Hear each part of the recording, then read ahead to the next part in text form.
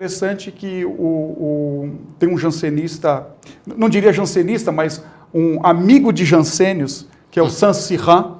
O Saint-Cyran, ele tem uma carta que ele diz o seguinte, que o filósofo, ele se utiliza para mostrar a beleza do conceito.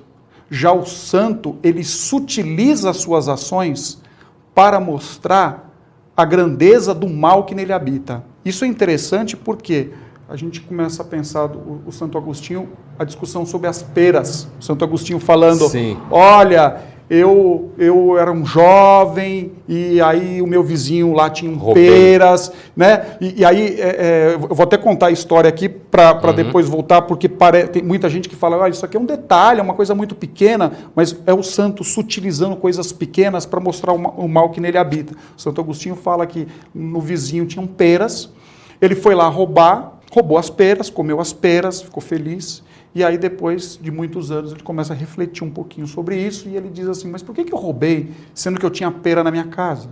Por que eu fiz isso? Ele diz, eu fiz isso justamente porque eu tinha o desejo de roubar.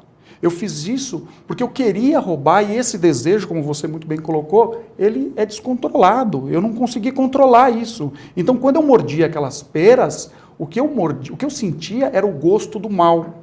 Então, parece que no Agostinho, no santo, nesse cristianismo que eu chamaria de um autocristianismo, né? Não é aquele cristianismo, né, que todo mundo é lindo, né, e a gente vai para a igreja e volta, e aí o mal é uma coisa muito distante, todo mundo vai ser salvo, etc., uma coisa meio pelágio.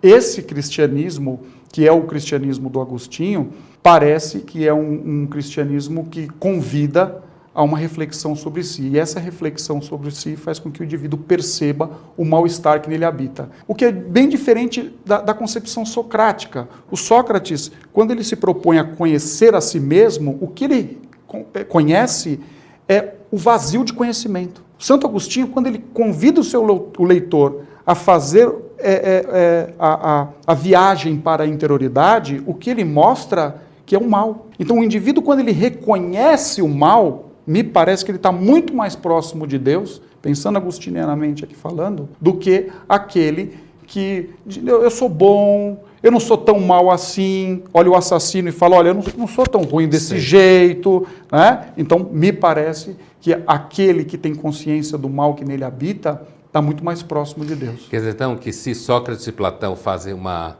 segunda navegação, que é uma navegação na ordem do conhecimento, a terceira navegação do Agostinho é da ordem moral. Uma ordem moral, sem dúvida nenhuma. Então, trata-se de uma investigação sobre o problema do mal que está intimamente vinculado à alma.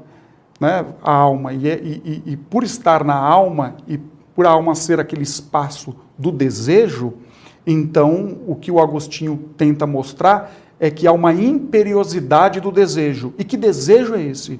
Um desejo corrupto, um desejo corrompido, um desejo que me arrasta.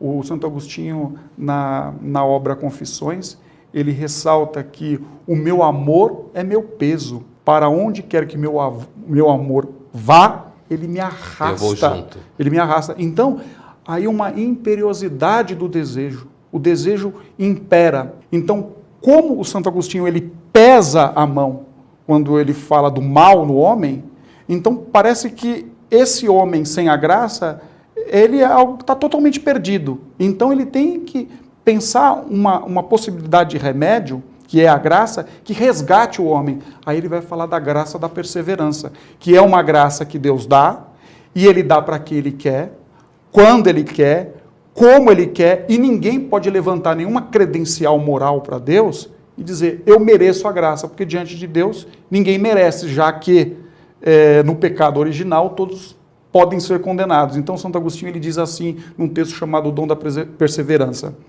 se ele salva, é por misericórdia, se ele condena, é por justiça. Então, condenando ou salvando, ele continua sendo justo e misericordioso.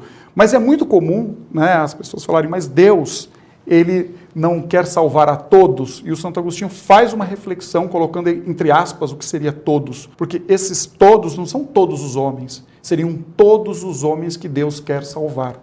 Então, todos são alguns. Enquanto você falava